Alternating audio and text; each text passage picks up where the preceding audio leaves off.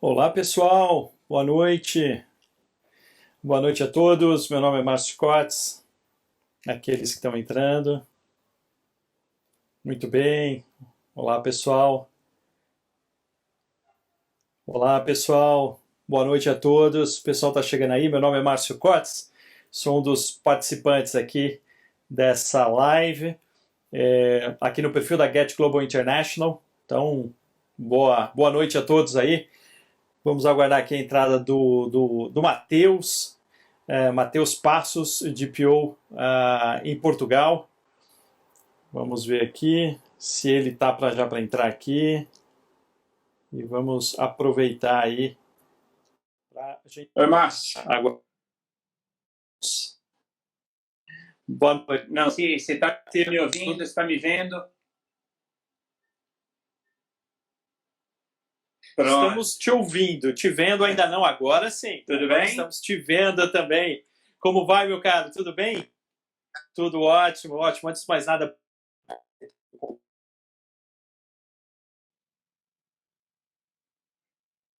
muito obrigado pelo seu tempo. Sim. Sei que já é um pouco tarde. Eu só vou mudar aqui. Algum motivo estava falhando. Não sei se melhorou agora, mas enfim, vamos lá. Pronto. Eu acho que estabilizou a conexão. Estabilizou sim. Boa. Muito bom, muito bom. O pessoal está chegando aqui. Bom, aos que não me conhecem, meu nome é Márcio Cotes. Eu sou advogado europeu, advogado brasileiro de tratamento de dados. E a gente está aqui hoje para bater um papo com o Matheus Passos. Matheus, ele é de origem brasileira, ele é brasileiro, como vocês podem ver, pela fala, pelo sotaque, né? Não é um sotaque português, muito embora ele mora em Portugal. Ele é DPO, Data Protection Officer, da L'Oréal em Portugal. Então hoje nós estamos aqui, eu só vou fazer algumas observações ao pessoal que está chegando agora. Eu, por protocolo, eu preciso passar aqui algumas informações, principalmente com relação à Get Global. A Get Global é uma empresa nova no mercado, né? Então é importante que o pessoal comece a conhecer um pouquinho da Get Global. Talvez alguns conheçam o Márcio Cotes, né? Advogado do escritório Cotes Advogados. A gente acabou auxiliando o Senado Federal nos debates da Lei Geral de Proteção de Dados. A gente também tem vários projetos também, mesmo antes da LGPD, de privacidade de dados, que a gente acabou assessorando na Europa e nos Estados Unidos, até por eu fazer parte de um escritório em Nova York. Muita gente acha que não tem proteção de dados. Que sou igual menas, dói no ouvido. Sim, Estados Unidos tem privacidade de dados, inclusive ontem.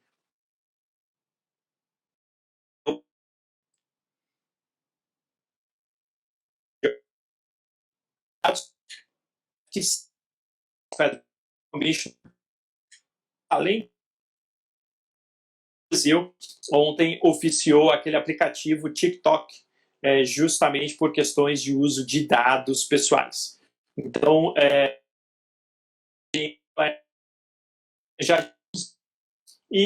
eu ter o diretor operacional da Get Global Mundial. A Get Global é uma empresa de privacidade de dados, com operações nos Estados Unidos, na Europa e agora no Brasil.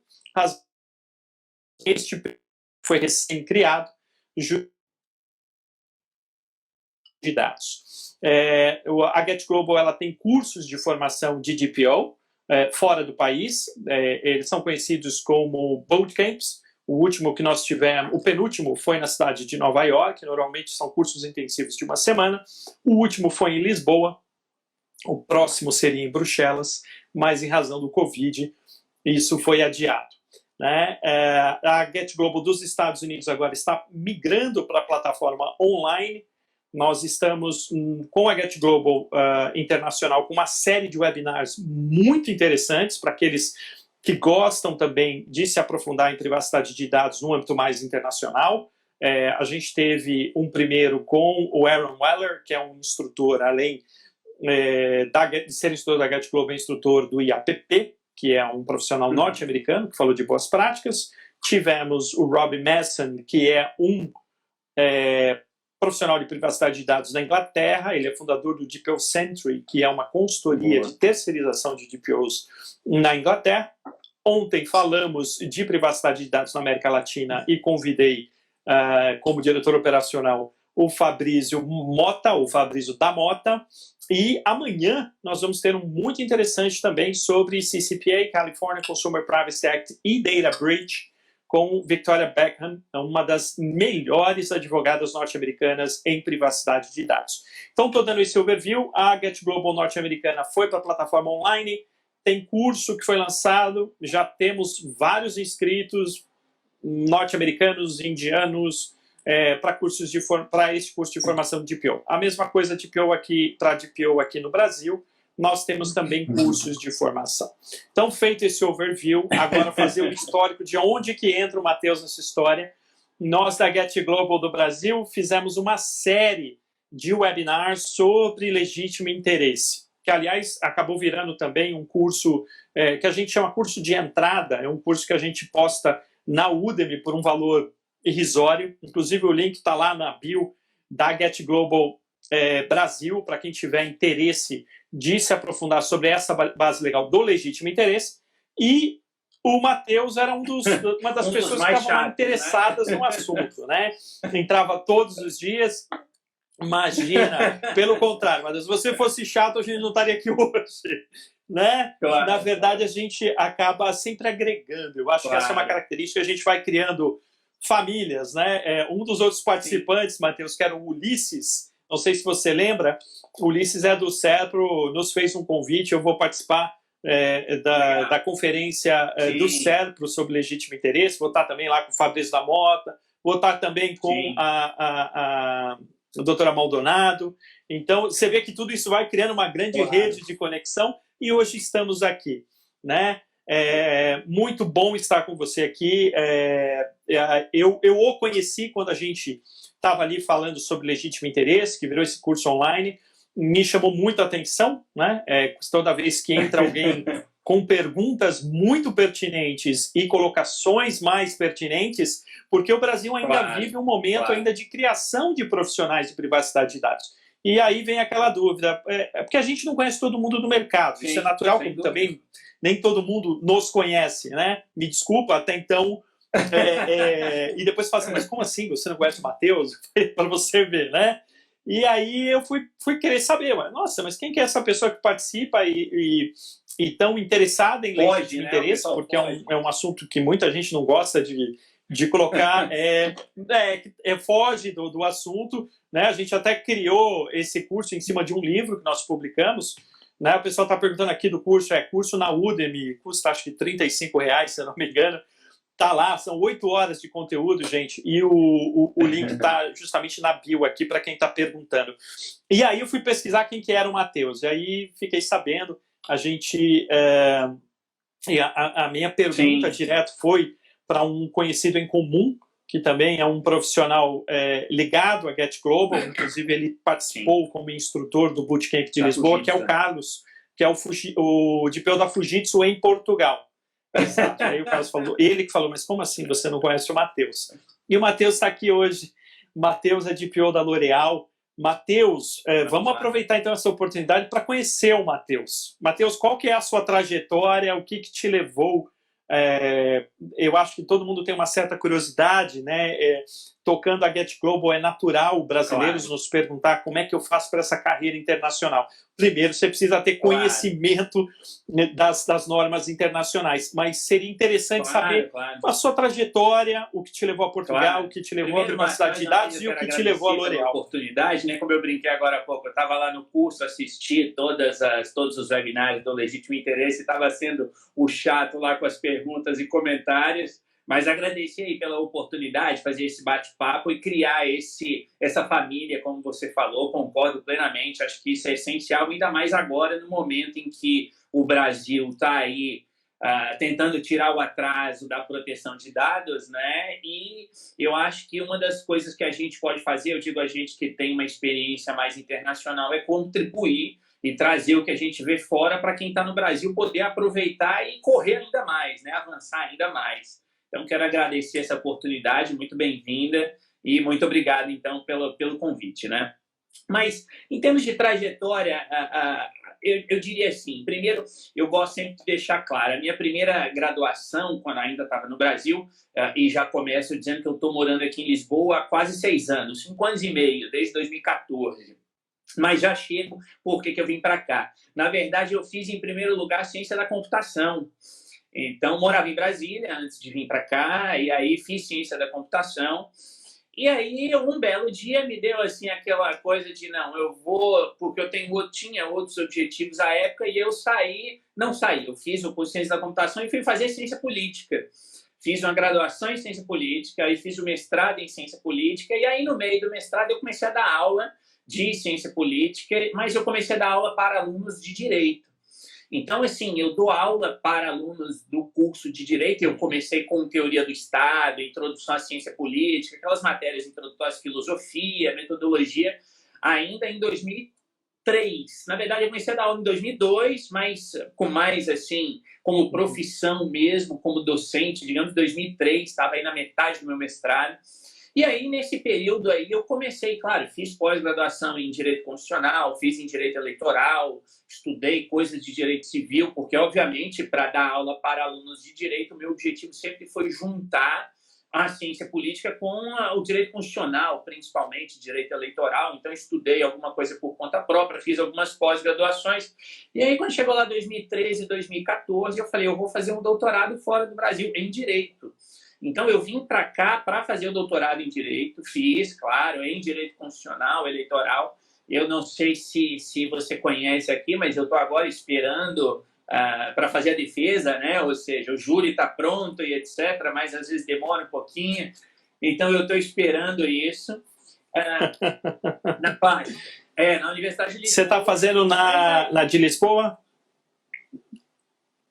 Eu dei uma palestra aí em fevereiro. Eu dei uma palestra justamente para falar sobre internacionalização de negócios digitais. Eu sou advogado português também. No meio desse caminho, eu já chego à proteção de dados. Mas só para deixar claro para quem está assistindo também, que em 2018 eu decidi começar um segundo doutoramento, né, em Direito também, mas aí na Nova, lá na Faculdade de Direito da Nova. Por quê? E aí é que entra. Porque desde o final de 2016, aí 4 anos, então é pouco tempo, eu comecei a estudar a parte do direito da proteção de dados mais a fundo.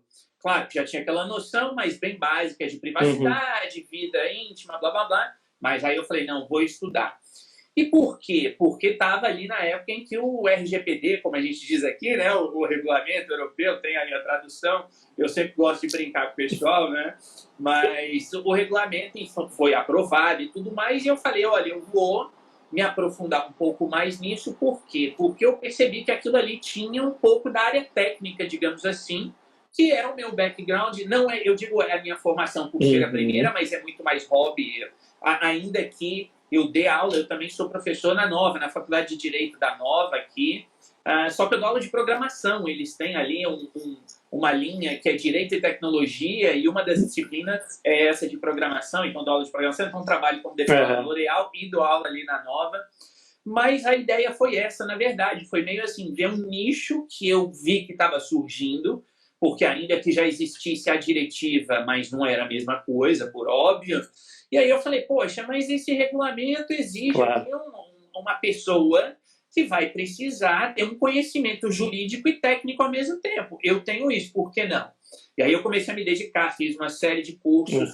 E depois eu estava participando de uma bolsa de estudo pela Google, lá na Nova, na Faculdade de Direito da Nova. Então eu tinha sido selecionado para esse projeto de pesquisa da Google. E aí, no meio do caminho, surgiu a vaga da L'Oréal, enviei currículo, fiz entrevista e fui selecionado.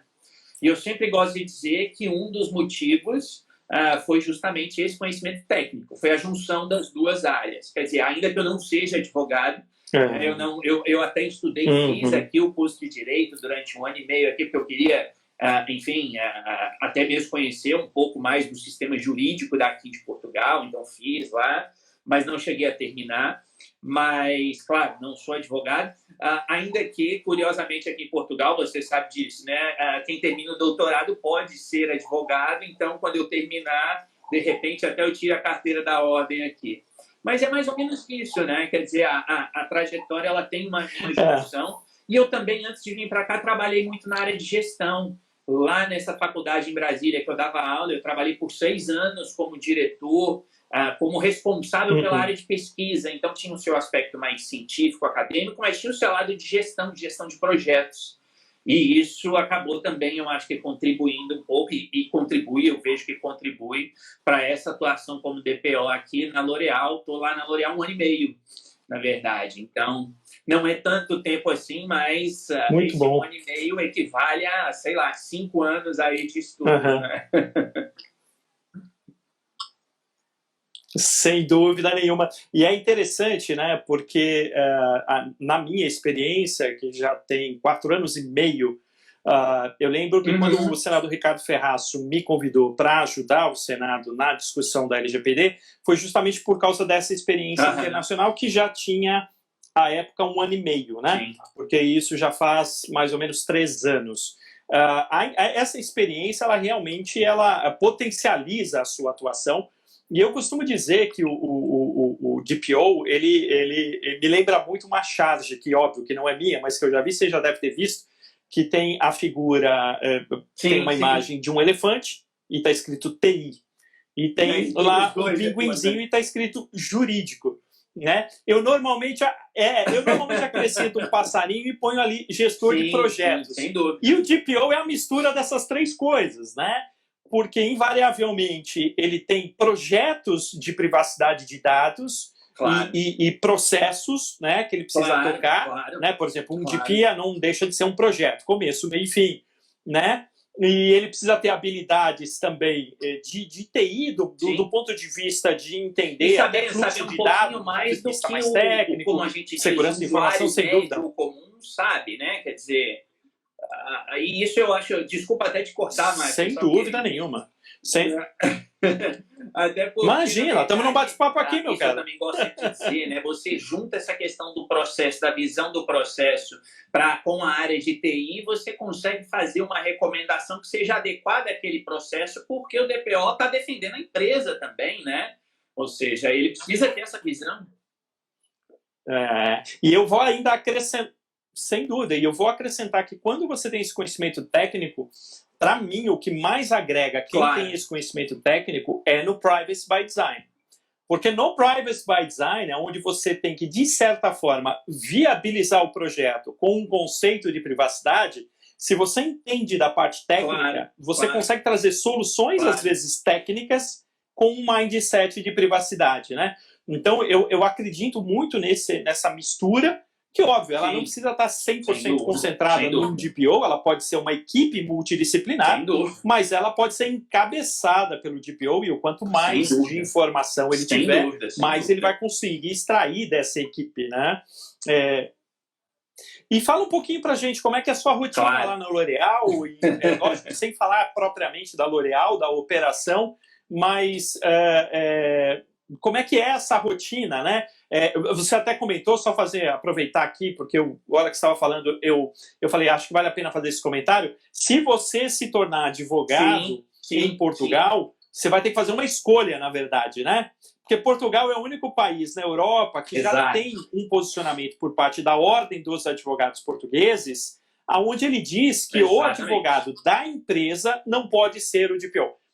Tem gente que fala isso de forma errada, né? Ele diz que o advogado não pode ser DPO. Não é isso. Advogado pode ser DPO. Não pode Mas se você é advogado da empresa, você não pode ser DPO. Você pode explicar para a gente o porquê isso? 2 resoluções, eu vou dizer assim, da Ordem dos Advogados aqui, dizendo isso por uma questão, aquela questão do conflito de interesse, claro, né? Quer dizer, se a pessoa é o advogado da empresa, na verdade ela vai agir como, eu já ia dizer, o responsável pelo tratamento, né? Ou seja, o controlador. Ela está atuando como controlador, o que também às vezes eu acho engraçado, assim, que as pessoas acabam achando que o controlador é a pessoa física que é o dono daquele projeto, quando na verdade é a empresa, né? E aí, quer dizer, o advogado, por isso que a ordem foi muito clara, está explícito, isso não pode ser, o advogado da empresa não pode ser DPO, assim como também um diretor da área de TI também não vai ser DPO, porque ele vai ter essa questão do conflito de interesse. Então, eu acho que isso é um ponto que aqui realmente é muito explícito, é muito claro e bem separado, eu diria. Agora, em termos de rotina, como você falou, eu acho que a rotina ela perpassa bastante aquelas funções que estão lá no artigo 39 do regulamento, que é explícito ali das funções.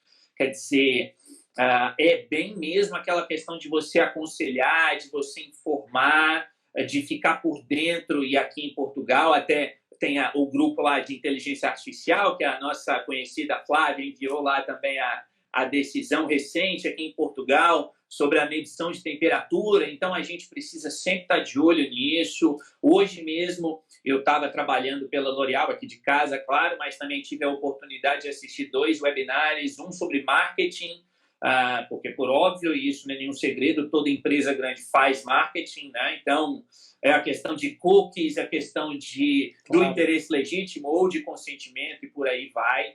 Então, assim, eu acho que, de maneira bem geral, a rotina, ela perpassa literalmente aquelas funções, ou seja, estar atualizado, que é não uma prerrogativa, mas uma necessidade do DPO, e a empresa tem de arrumar tempo para ele fazer isso, informar o tempo todo, fazer parecer, fazer documentação, analisar contrato, né? Ou seja, contrato com um subcontrato, com um operador, no caso, verificar, e aí entra a parte que eu acho extremamente relevante, que é a parte de TI, analisar, como eu gosto de insistir nisso, porque muitas das pessoas com quem eu converso são mais da área jurídica, eu digo que você tem de saber lá qual é a diferença de uma criptografia simétrica para assimétrica, o que é uma criptografia hash, como que você vai fazer, se você vai utilizar uma DLP ou não vai, os perigos de um data leak prevention e por aí vai.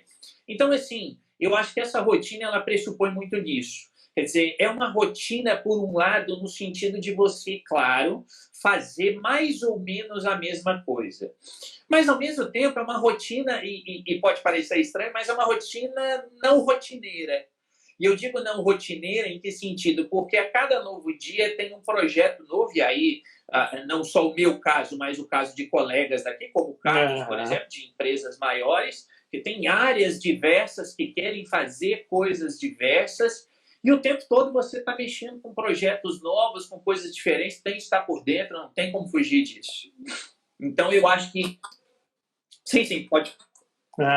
E no caso da Europa, você tem também se atualizar muito com a questão das autoridades, né? E uma coisa que eu acho que é importante, que é um pouco disso que você passou quando você falou um pouco do Carlos, isso para mim também é uma coisa muito tranquila, mas que eu acho que ainda no Brasil o pessoal vai ter que assimilar um pouco isso. Dependendo aonde você exerce a função o DPO. do DPO, o pessoal perguntou como é que o pessoal em Portugal fala DPO, é o DPO, né? É a tradução ou encarregado, que é o mais... proteção de dados, como é na LGPD. Mesma coisa, exato. Na LGPD está encarregado. Conversando com o Carlos, eu até comentei com ele que depende muito do core business da empresa onde você é DPO.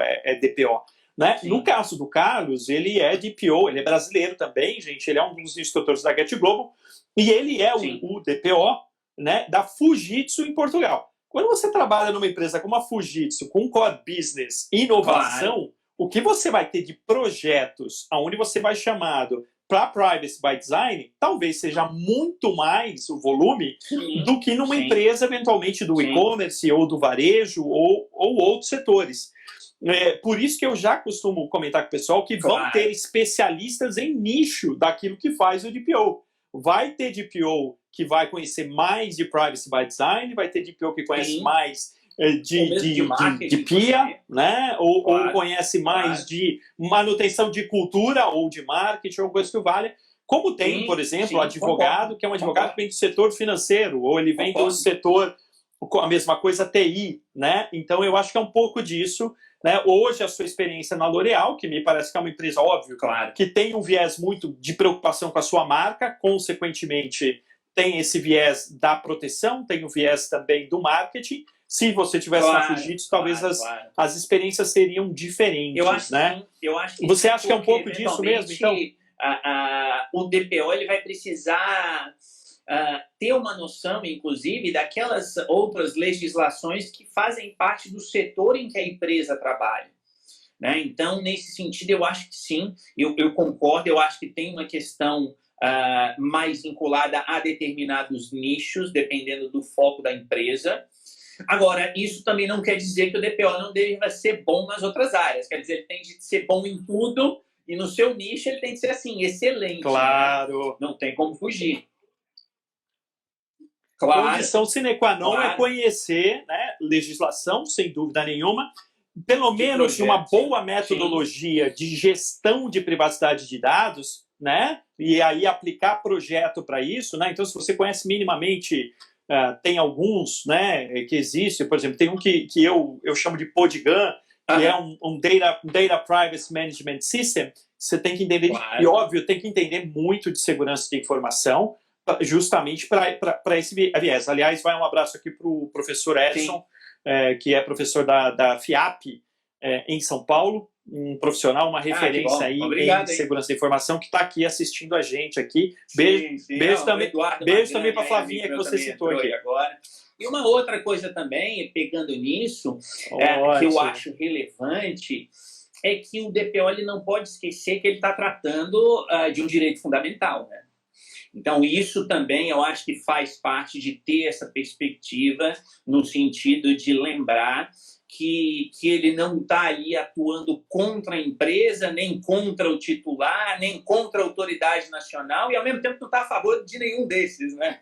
Ou seja, exatamente. Ele é um facilitador, né? Buscando ali evitar alguma questão futura para a empresa, para os titulares também, e dentro de certos limites até para a autoridade, né? Quer dizer, se não for para pesquisa, para consultar a autoridade para tirar dúvida, deixa ela lá quietinha para ela não vir aqui, não é bater na nossa porta. Uhum. É melhor. Agora, para o DPO europeu, né? E isso é uma das perguntas que mais cai, eu acho, que na certificação da ICSIM, né? Num caso de problema, qual que é o seu papel junto à autoridade? Né? Ele é um mediador, né? Ele não está para esconder nada, ele está ali para ser o canal de comunicação, mediar, fazer a interface entre a autoridade e o controlador de dados. Bom, a gente tem perguntas aqui, o pessoal está super interessado, além das 3 certificações da ICSIM para formação, suponho que ele esteja falando do Foundation Practitioner e a certificação de segurança. O profissional que não vem de TI, mas sim de direito, é indicado agregar certificações? Olha, quando me perguntam de certificações, eu sempre sou muito sincero. Não que eu não seja em outros momentos, né? Mas pronto, não, eu digo o que eu acho. Eu acho assim. Então primeiro, somos dois. Vamos lá, eu quero ouvir sua opinião, dou a minha depois. Qual o exemplo para deixar claro para todo mundo? Eu fui contratado pela L'Oréal sem certificações, nenhuma. Não tinha certificação da ICSIM, não tinha certificação da IAPP, não tinha certificação de projetos. Ou seja, eu fui contratado, e eu vim ter isso depois de 10 meses dentro da L'Oréal. Tá? Então, essas certificações todas. Então, eu acho assim, que depende muito, eu acho que a certificação ela tem o seu lado mercadológico, não tem como negar isso, é claro. Eu acho que a certificação, e seja, quer dizer, a pessoa perguntou do COBIT ou etc., que talvez seja mais para processo, mas eu já falo aqui de uma maneira geral até. Eu acho que ela, claro, colabora, é uma demonstração de que a pessoa sabe, porque, enfim, a gente espera que a pessoa, se passou na prova, tem pelo menos um conhecimento mínimo ali. Agora, eu acho que é uma decisão muito pessoal no sentido de pensar na seguinte sentido. Primeiro, a empresa está pedindo certificação, porque tem empresas que às vezes vão lá e financiam a pessoa para ela tirar a certificação. A gente sabe disso muito bem.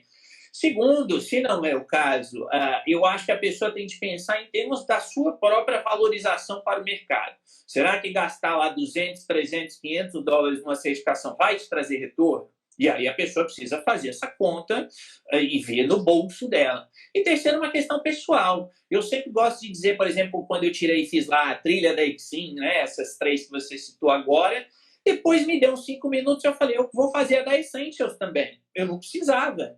porque eu já tinha o certificado do DPO, quer dizer, já tinha feito tudo, mas eu falei, eu quero fazer. Por quê? Porque eu quero olhar para mim, para mim, entrar no site e ver lá, Essentials, Foundation e Practitioner, tudo feito, por uma satisfação própria.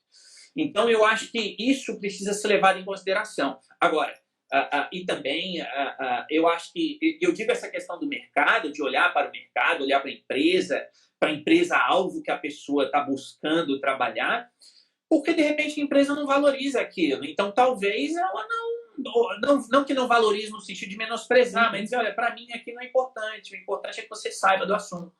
Outra coisa, de repente a pessoa tem 20 anos de idade e está começando agora. E aí? Aí talvez a certificação seja vantajosa para ela, justamente para ela chegar e dizer, olha, eu sou novinho, mas eu tenho aqui uma carga mínima. Então eu acho que isso é muito pessoal nesse sentido, levando em consideração essas variáveis, né? Eu acho que nesse sentido. E aí, claro, vai ajudar? Claro que vai ajudar. Por óbvio que vai ajudar. Se você estudar para fazer a certificação, se dedicar, como aqui a pessoa perguntou do COBIT, por exemplo, claro que vai te ajudar, sem dúvida alguma. Né? Agora, eu realmente não vejo aqui, eu gosto muito de seguir o que a lei diz, digamos assim, tanto o regulamento quanto a LGPD, não é obrigatório. Então, eu acho que ajuda, claro, mas eu acho que é um pouco subjetivo e contextual, digamos assim.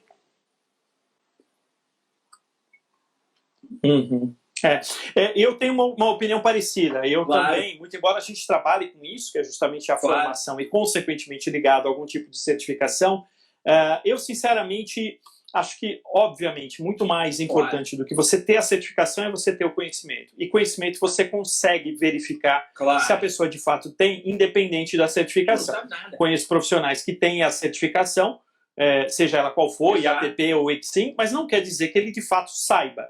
Inclusive, tem profissionais que às vezes não têm a certificação, mas por alguma questão tem algum mínimo de conhecimento prático e ele normalmente se torna um profissional até mais interessante do que aquele que tem simplesmente a certificação.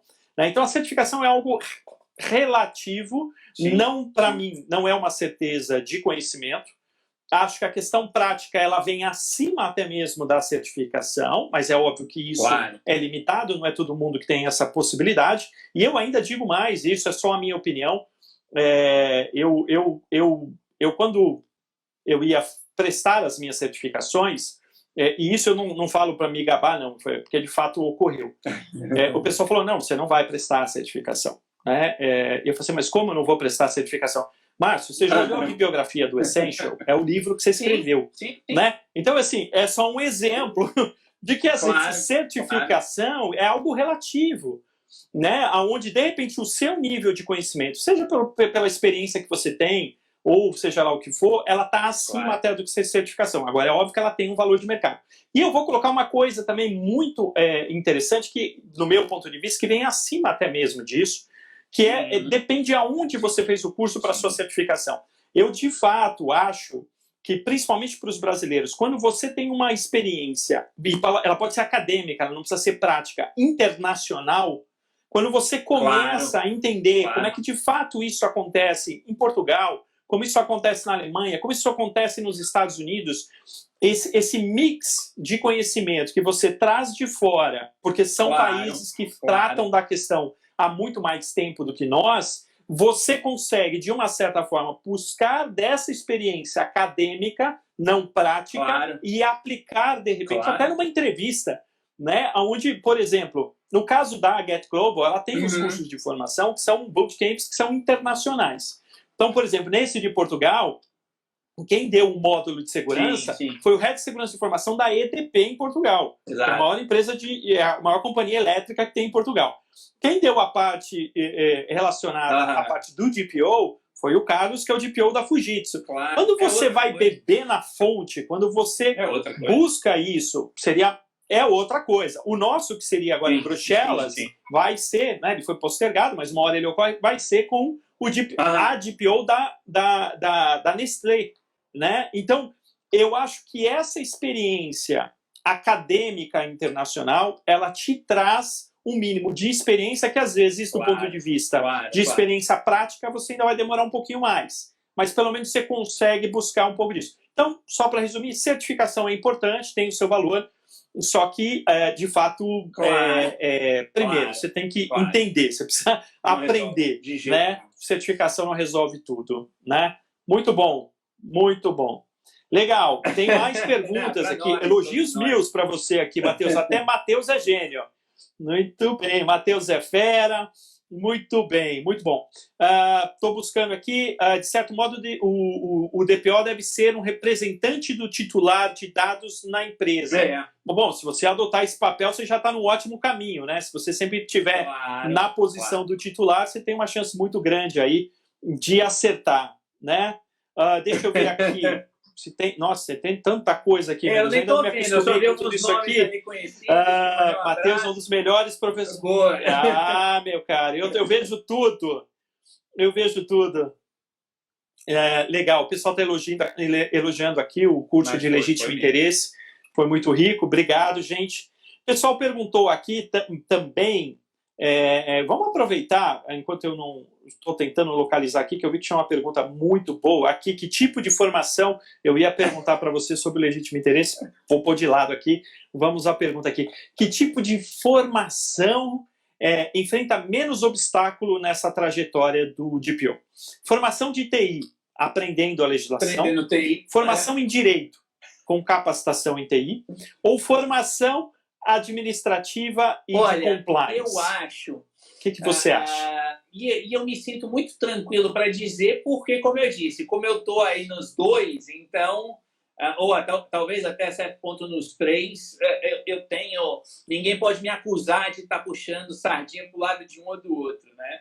Mas eu acho assim, eu acho que. Eu vou partir de uma frase que eu gosto, que eu penso e que eu defendo, que é a seguinte, para aí chegar. Você não consegue, na minha modesta visão, concretizar proteção de dados apenas evitando que os dados sejam violados, como a gente diz por aqui, que haja um incidente de segurança. Quer dizer, aí, claro, a minha resposta, para bom entendedor, já percebe que eu acho que quem tem uma formação mais jurídica tem uma certa facilidade. Por quê? Porque, bem ou mal, tanto o regulamento europeu quanto a LGPD, por óbvio, são legislações, e por mais que são legislações que, para serem implementadas, necessitam de frameworks, como a questão lá do COBIT ou etc., necessitam do seu aspecto técnico, sem dúvida, mas, bem ou mal, são legislações. Então, eu acho que quem tem um certo conhecimento jurídico sai um pouquinho na frente. Agora, eu não acho que seja assim tão na frente, no sentido de, nossa, olha, é só para advogado, como eu não gosto, sabe, Márcio, daquela coisa, e eu vi isso no Brasil até um tempo atrás. Hoje, pelo menos na minha bolha, na bolha que eu vivo hoje, já não vejo tanto. Exato, exatamente. Na sua bolha da internet? 3 meses atrás, eu via pessoas que pareciam que incentivavam aquela coisa assim de não, o DPO tem de ser jurídico, não, o DPO tem de ser técnico. Como se fossem duas coisas completamente contrárias, e não é. Quer dizer, tanto na LGPD... Matheus, para mim para mim, desculpa te cortar, foi uma das piores fases e coisas que eu vi, né? Tão intenso quanto isso foi o debate que a gente teve no Congresso da LGPD. Né? Lá a briga era feia. Mas isso e tudo aquilo, e os interesses também, tinha gente mais pró-privacidade. Eu fui lá para defender o legítimo interesse, porque a gente advoga para a empresa, então precisava ter um equilíbrio ali. Mas eu vi num dado momento uma briga assim, irracional nas redes sociais entre o pessoal de segurança e os advogados. É uma coisa que, assim, para mim, não fez o menor sentido e discussões pesadas. Você deve ter participado de alguns grupos de WhatsApp que a gente saiu, né? Tipo, porque eram mais comentários pesadíssimos e acho importante você trazer isso, porque, na verdade, o DPO, o DPO, o encarregado, graças a Deus o pessoal está entendendo que ele é uma terceira coisa, um terceiro profissional. Né? Então não vai ter mais essa disputa, porque num dado momento vão ser só DPOs que vão estar conversando. Eu não devo ser DPO porque eu não vou deixar de ser advogado de privacidade de dados, né? Eu vou continuar advogado português, advogado brasileiro, não vou ser DPO, mas certamente eu Claro, sempre vou claro, estar ajudando algum DPO, né? Como o claro, pessoal da claro. segurança da informação também vai estar ajudando o DPO. Eu acho, se eu puder opinar nessa questão, eu fui diretor jurídico de empresa durante muito tempo, então contratei muita gente, e hoje, como sendo managing partner de escritório, também contrato muita gente. Eu acho que depende da necessidade, né? Eu estou falando por mim. Se eu fosse contratar um DPO, e ele é um DPO, que a minha empresa, ela trata a questão de privacidade. Aliás, quando a gente fala de formação de DPO, uma das primeiras coisas que ele tem que fazer é justamente um alinhamento com a empresa quanto à política, no sentido não de escrita, de política de privacidade da empresa. Como é que a empresa quer encarar a privacidade, né? Se ela é uma empresa que vê privacidade muito mais como um risco e que é simplesmente no sentido de cumprir obrigações, talvez ele tenha um viés mais jurídico e de compliance até, né? E segurança, talvez, mas não muito TI. Se de repente ela tem um viés mais de inovação, se ele entender de blockchain, de repente esse DPO... Agora, a equipe multidisciplinar, ou depois tem que conhecer de tudo, como você falou, e acho que está perfeito. Não tem como. Mas se ele tiver um background mais de segurança, um background mais jurídico, ou TI, ou compliance, eu acho que você pode usar conforme eu acho que ela precisa botar na cabeça dela que ela vai ter de saber dessas duas áreas. Então, assim, é como eu disse, e eu quero deixar muito claro para quem estiver assistindo, eu não estou dizendo que é o advogado que tem que ser de jeito algum. Aqui, por exemplo, eu conheço um DPO de uma faculdade, de uma universidade daqui, que ele é filósofo. Então, em princípio, não tem nada a ver, vamos colocar assim. Mas ele é um DPO, é bom, é excelente, fez uma pós-graduação aqui, que eu estou terminando também, em pós-graduação avançada em Direito à Proteção de Dados, que a gente está fazendo ali na Clássica, faz ótimos comentários. Então, assim, eu acho que aquele que tem uma base jurídica, talvez saia um pouco na frente, por já conhecer, até mesmo já ter aquela mentalidade de interpretação da legislação e pode facilitar. Agora, não adianta o cara ser excelente lá no entendimento e na interpretação de princípios e bases legais e depois não saber ou querer, assim, que não, eu tenho de colocar uma super criptografia fantástica em tudo. Quer dizer, ele vai estar ali infringindo entre aspas, mas ele vai estar gastando recursos da empresa na área de TI, porque se ele bota criptografia em tudo, vai ficar pesado, ele vai precisar de máquina para rodar aquilo dali, e de repente ele tem um processo interno da empresa que não precisa criptografar o negócio. Né? Ou seja, então a pessoa da área jurídica ela vai precisar ter essa noção de TI, assim como vice-versa, quem veio da área de TI precisa fazer alguma coisa na área de direito, uma pós-graduação, ou estudar por conta própria, o que for, e os dois vão ter de aprender o processo. Quer dizer, eu não sei qual é a sua visão aí na área da advocacia, mas eu vejo vários colegas que são advogados e que não têm uma noção de como administrar um escritório, por exemplo, porque não conhece processo interno de administração. Né? Então... Mas é isso mesmo. No último curso de formação que nós fizemos no Brasil, é interessante porque uma das pessoas que participava era de marketing. Ela era de um grande e-commerce e ela estava lá. E, por coincidência, eles se tornaram clientes do escritório. E quando o presidente da empresa me perguntou, assim, o que você acha que tem que ser o DPO? Eu falei, depende. Na resposta clássica de advogado.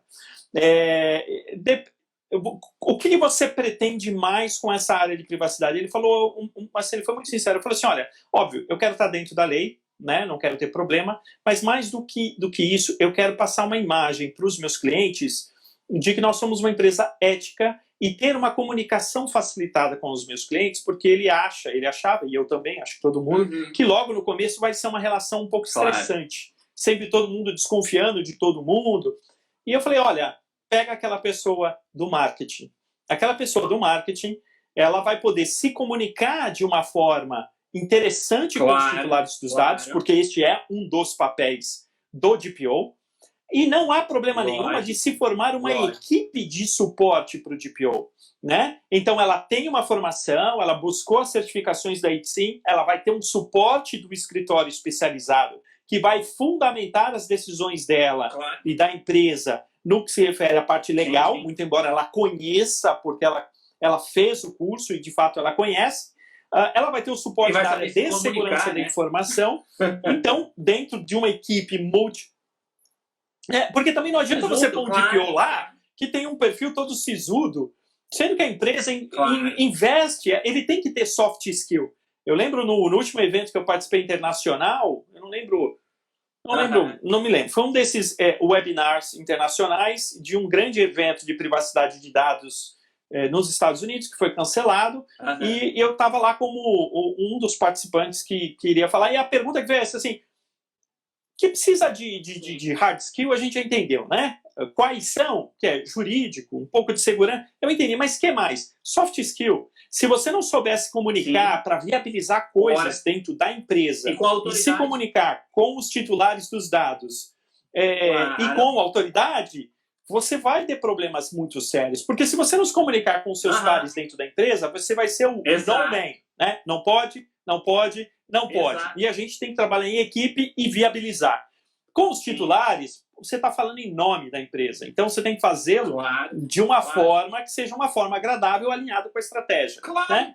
E bom, relacionamento com a autoridade sempre é muito bom. Né? Não, então, concordo, eu acho que tem que ter o soft skill também. Né? Senão, você não consegue. A pessoa realmente não consegue, especialmente no meu caso, o caso do caso, por exemplo, ou outros que estão em empresas maiores, realmente é pedido de todo lado, toda hora, tem que fazer isso, fazer aquilo, e você precisa ter aquele bom jogo de cintura para meio que priorizar porque no fim das contas acaba sendo isso, você vai priorizar prioriza outro, vê o que é urgente, o que não é, na hora de dizer um não, você tem que dizer um não sorrindo, e não adianta dizer não e não é comigo, acabou, quer dizer, não, mas eu posso te ajudar para solucionar dessa forma, quer dizer, isso, senão como você falou, vira o cara do não, e aí pronto, aí já é. Aí perde toda essa atração dentro tem que ser quase um diplomata ali dentro, né? Para poder gerenciar. Eu acho que sim. Não, já que a gente está pondo tanta coisa, põe ciências políticas, relações públicas. Pronto. Vamos fazer um curso imenso de formação de DPO. Não, mas a gente fala que precisa de tanta coisa, meu Deus do céu. Né? Interessante. O DPO não está sozinho, quer dizer, ele precisa ter ali um comitê, precisa ter sua equipe, etc., para realmente descentralizar determinadas coisas, e eu acho que, como você falou agora há pouco, ele é aí o ponto central, sem dúvida, pode ser quem bate o martelo, mas ele não vai fazer tudo sozinho, por óbvio, não tem como fazer tudo sozinho, né? Então, realmente precisa ter um trabalho em conjunto, uma sinergia, senão não vai para frente. Sem dúvida. Se todas as outras áreas podem consultar o jurídico, podem consultar a segurança, por que o DPO tem que ficar fechadinho lá na sala dele e não interagir? Pelo contrário, a gente até orienta. Tem muito, por exemplo, dos nossos clientes perguntam, não, mas e terceirização de DPO? Eu escrevi até um artigo com o Dr. João Pedro, que é um dos membros do nosso escritório, ele está aqui, que eu já vi, para mim é JP, e o título do artigo é justamente... participou, feríssima, cara, feríssima. E o título do artigo é por que não um DPO as a Service e sim uma operação assistida? Né? O que a gente fala no artigo, basicamente, é quando você terceiriza o DPO, tudo bem, a gente entende o porquê, você quer reduzir custo, você não quer se meter nisso, de certa forma, ali dentro da sua operação, mas você perde uma oportunidade muito grande de capital intelectual. Né, da sua organização absorver mais essa cultura de privacidade de dados. Né? Eu costumo brincar que eu gosto da ideia de ter aquela profissional, aquele profissional que é o DPO, circulando nos corredores da empresa. Né? Só para a pessoa bater o olho e falar assim, nossa, a DPO está passando ali. Né? E, tem aquele negócio da privacidade de dados, aquele treinamento, aquela regra. Porque né, eu acho que quando isso está embutido, está dentro ali do dia a dia da empresa, me parece mais adequado do que simplesmente você terceirizar entre aspas, problema, visão, né? Ou uma oportunidade. Né? O pessoal sempre coloca aqui nas provas da Exim, eu também dou aula para a Exim, como instrutor, etc. A Exim tem uma certa preferência pelo externo. Mas eu também acho assim, que o interno é mais vantajoso, porque realmente cria essa cultura de privacidade, eu acho que cria esse envolvimento, ele tem um certo conhecimento. É claro que o externo, eventualmente, ele, por trabalhar em áreas distintas, ele pode até agregar um pouco mais de conhecimento, mas às vezes eu tenho a sensação, E aqui é literalmente uma sensação, algo completamente subjetivo, opinativo, mas eu acho que às vezes o que está fora, ou quando uma empresa contrata um DPO externo, me passa a sensação de que ela quer cumprir a regra. Pronto. E ela não quer enxergar necessariamente a privacidade dos dados como investimento. Ontem, lá no webinar com o Fabrício, você citou aquele relatório da IAPP, e tem outros, não só o da IAPP, mas tem outros também, que colocam assim aquela coisa de que para cada, vou fazer analogia, para cada real que você investe, você ganha 2 ou 3 de retorno. Então, quando se tem essa ideia como investimento e não como gasto, eu acho que em médio ou longo prazo, realmente, como você falou agora, no início talvez seja aquela super desconfiança, inclusive se vai dar certo ou não, se vai trazer retorno ou não, mas eu acho que olhando para cá, o que a gente vê, eu digo para cá, para a Europa, por estar mais avançada nessa área, e ver realmente é isso. Então, eu também sou mais favorável ao interno. Eu acho que esse envolvimento no dia a dia permite, como se diz, né, azeitar a máquina e fazer o negócio funcionar melhor do que quando está fora. Sem dúvida nenhuma.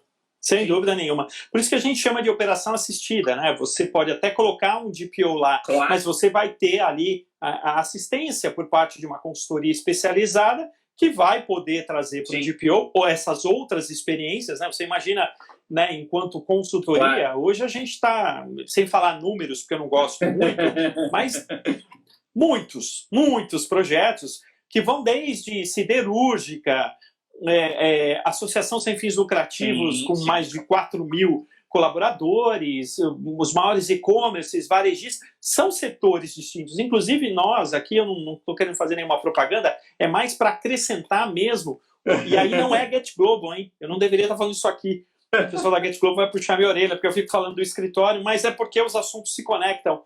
O escritório vai fazer um evento aí online que a gente vai falar das dificuldades da implantação do LGPD e a gente vai trazer, eu não vou falar clientes, vamos chamar de conhecidos, para falar da experiência deles, parceiros que vão falar da experiência deles, do como é que está sendo essa implantação. E são empresinhas como Gerdau, Sesc São Paulo, Varian, né? Supermercado Tenda talvez vá participar. Então são profissionais que vão falar do como está sendo essa experiência de adequação, né? E eu outro dia eu estava dando uma aula no MBA da FIA, que a gente dá aula de privacidade de dados no MBA de Big Data, e eu disse para eles que, porque perguntam, né, do DPO, eu falei, para mim já existem 2 gerações de DPO. O DPO que participou da implantação de um programa de adequação e pegar o bonde andando, e o DPO que vai vir depois para rodar a máquina. O que ajudou a pegar o bonde andando, né? Porque daqui 3 anos, os DPOs que vão entrar no mercado, as empresas, a gente espera que já estejam adequadas. Que tenha a lei, né? E aí ele vai tocar dia a dia. Agora, aquele que participou... Que tem autoridade, e aí... que tem autoridade, né? Não podia deixar passar, Márcio, desculpa. Então, e tem os DPOs que estão... não podia. Bom, enfim, eu vou me limitar das minhas opiniões. Não, mas sim, aqui, eu acho que sim. Porque, de fato, é surreal. O difícil é para explicar... Ontem o papel do Fabrício da Mota, né? Porque, de novo, para os que entraram agora, a Get Global International ela tem operação no Brasil, mas tem operação fora. E lá nós estamos rodando alguns webinars internacionais. Inclusive, amanhã tem um com a Victoria Beckham. E ontem eu falei, eu falar sobre a América Latina vai ficar meio mais do mesmo. E chamei o Fabrício da Mota para falar. Nossa, ele ficou com o pior papel que possa existir na face da Terra, que foi explicar para os gringos, e tinha italiano, indiano, alemão, americano, canadense, também, né? Por que a lei no Brasil... Exato. Tinha gente da Turquia, né? Ontem nós lançamos lá o curso de formação de DPO em inglês, nós estamos já com, se eu não me engano, são 12 inscritos, e são, se eu não me engano, 7 países. Quer dizer, a Get Global, ela tem esse nome, porque claro. Data Privacy Nowadays is Global, que é o slogan da Get Global, e de fato ela vira a ONU ali, né? É uma coisa muito interessante. Mas ontem o Fabrício teve esse papel de explicar para uma audiência internacional o porquê o Brasil pouco para que a sua lei entre em vigor, né? É explicar o porquê não tem uma autoridade, diferente, que tem basicamente 3 datas distintas sendo trabalhadas, diferentes, que entra né? Uma parte, não então não é uma outra, coisa vigor, muito fácil, né? Vai, né? Mas, enfim, são 2 datas quanto à vigência da lei, mas tem uma que é a vigência da multa. E aí, quando você fala da multa, a pessoa entra e fala, então eu só vou poder cumprir lá. Não, a lei já está em vigor. Então, processo judicial, PROCON, o Ministério Público já vai estar na sua jugular antes da Autoridade Nacional de Proteção de Dados. Boa. Muito bom, meu caro. Nosso tempo passou, voou nesse bate-papo. Então, eu, mais uma vez, gostaria de agradecer imensamente a sua participação. É a primeira vez que a gente tem a oportunidade de literalmente bater um papo. Espero que o pessoal tenha aproveitado também. Suas considerações finais aí para a gente poder encerrar, por favor. Eu agradeço, claro, pelo convite. Agradeço pela oportunidade. Sempre gosto de bater um papo sobre esse assunto, porque é o meu dia a dia, né? Então, é um assunto que eu gosto bastante. Então, acho que é muito, muito interessante. Também tenho a minha veia de professor, no sentido de tentar contribuir aí com o crescimento do pessoal. Tanto que aqui, me permita, né, eu vou aí aproveitar os 2 anos do regulamento e fazer ali um curso breve de 1 semana, eu chamei de maratona de proteção de dados. E aí vou fazer 10 horas ali, bem rapidinho, para dar uma geral para o pessoal. Mas eu acho acho que a gente sempre aproveita. Eu acho que especificamente quem quer ser DPO precisa se preparar, mas não precisa se desesperar, porque não vai estar sozinho nessa caminhada, né? Ou seja, e eu acho também que as pessoas precisam sempre ter em mente que o processo de adequação ele começa, mas não tem fim. Eu gosto de dizer isso também, não tem fim, porque o projeto que já existe vai ser alterado porque mudam-se as condições, e aí, como eu sempre gosto de dar os exemplos mais simples, em vez de você só pedir um nome e e-mail, agora você pede nome, e-mail e telefone, portanto alterou o projeto e tem de repensar alguma coisa, ou porque, por óbvio, novos vão surgir. Eu acho que a área é muito dinâmica e que não tem como fugir, né? Ou seja, como você falou agora, é global e vai se expandir, não tem como retroceder. Aqueles que ainda acharem que não, a lei não vai pegar, já estão para trás, não vão nem ficar, eles já estão para trás, né? Então, eu acho que é isso. Exato. Não é se a lei vai pegar, o assunto já pegou, né, no Brasil. Então, quer dizer, o assunto, na verdade, gente, eu não sei se o pessoal tem essa visão, o assunto, ele já é um trend, como diria em inglês, ele já é um assunto quente, mundial, gente. Assim, os Estados Unidos está discutindo isso, a Europa vive isso, Índia, que representa grande parte da população. Aliás, o último webinar da Get Global lá dos Estados Unidos, a gente teve que fazer uma edição extra por causa do pedido, da quantidade, o volume de pedidos que veio da Índia falando que o nosso projeto de lei de privacidade de dados. A gente vai ter uma edição extra só sobre o projeto de lei indiano.